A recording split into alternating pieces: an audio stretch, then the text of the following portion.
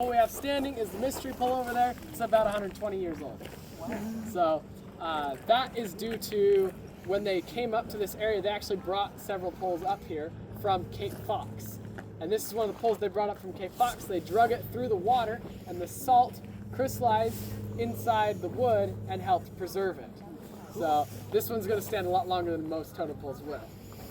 Now, the Chief Evatt's pole, the one that fell over there, used to stand in the center of the park right here. So that stump is where it used to sit. They took it down before it could fall over because safety hazards. Traditionally though, a pole will stand until it falls over, and wherever it falls is where it lays, and it becomes a nursing log for new cedars to grow from.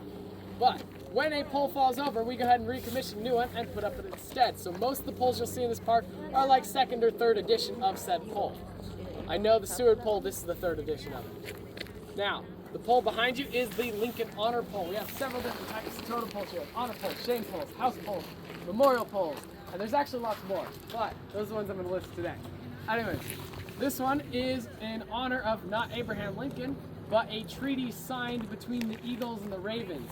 So the main clans in this area in the Tlingit and Haida culture are the Eagles and the Ravens. Tsimshian, they have less sub-clans and more main clans, so there's like Orca or Wolf or several more that could be main clans. But basically, this is primarily Tlingit territory, and most poles you're going to see today are either Tlingit or Haida. So that's what I'm going to go off of. So, the Eagles and the Ravens in this area were at war with each other.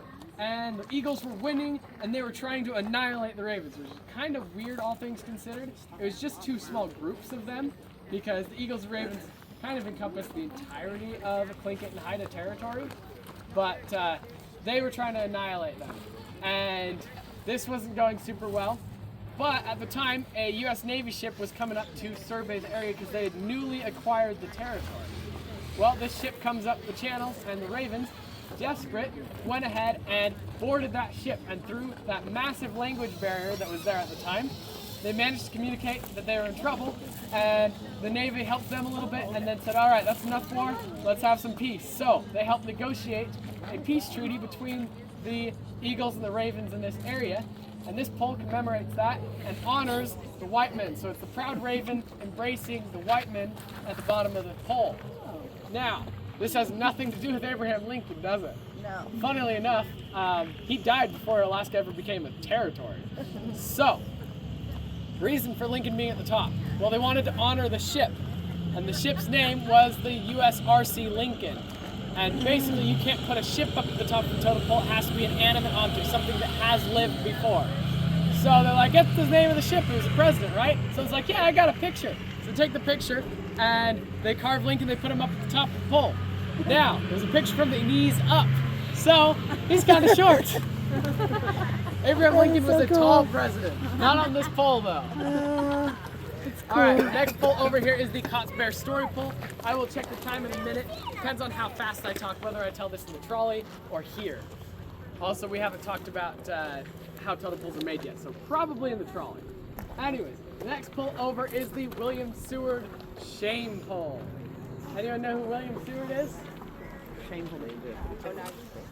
Seward, the town was named after him, but he helped purchase Alaska. In fact, if it weren't for him, we wouldn't have Alaska. Basically, he was the big proponent, and he negotiated and got Alaska for $7.2 million, which is roughly 2 cents an acre, guys. That's amazing. Wow. Anyways, it's also like pretty much bigger than anything else in the U.S., right? And they called it Seward's Icebox, Seward Folly, all that. This actually used to be an honor pole. It has nothing to do with any of that. Basically, Seward came up to this area and he was surveying the land, and the natives in this area, they were really excited because they didn't like the Russians, by the way.